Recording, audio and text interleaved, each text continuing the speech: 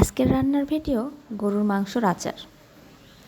আসসালামু আলাইকুম, ভোজন ক্লাবের নতুন ভিডিওতে আপনাদের সবাইকে স্বাগত। আমি এখানে খুব অল্প পরিমাণের মাংস নিয়ে নিয়েছি।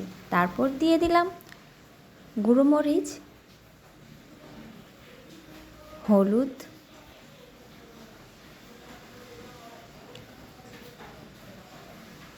তারপর জিরা গুঁড়ো, এরপর দিয়ে দিব লবণ। আমি এখানে খুব অল্প পরিমাণের মাংস নিয়েছি, কারণ এই আচারটা আমার এবারই ফার্স্ট টাইম। তারপর দিয়ে দিলাম বাটা মশলা,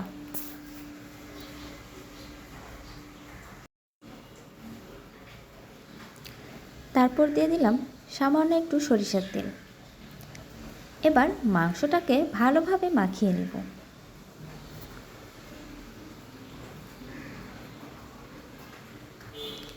মাখানো হয়ে গেলে সামান্য পরিমাণের পানি দিয়ে দিব, যাতে করে মাংসটা ভালোভাবে সেদ্ধ হয়।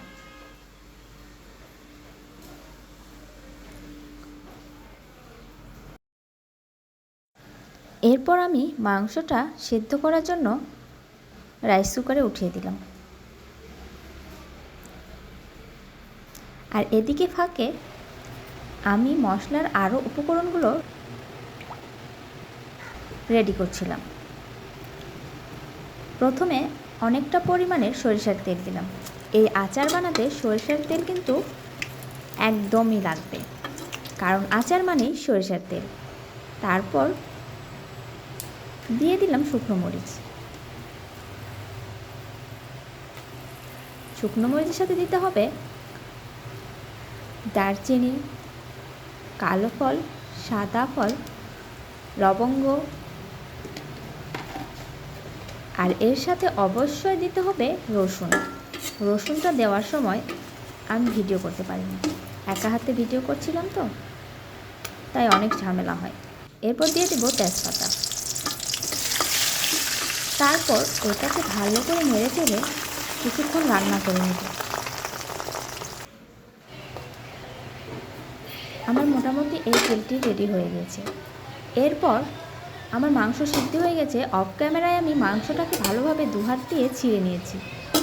তারপর আস্তে আস্তে করে মাংসগুলোকে এই তেলের মধ্যে দিয়ে দিচ্ছি এবং খুব অল্প আঁচে মাংসটাকে ভালোভাবে রান্না করতে হবে।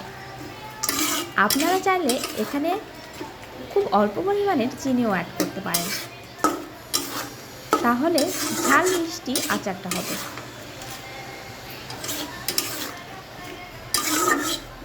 আমার কণ্ঠটা অনেক খারাপ শোনাচ্ছে, আসলে মনটা অনেক খারাপ, একদমই ভয়েস দিতে মন চাচ্ছিল না, কিন্তু কি করার, ভয়েস তো দিতেই হবে।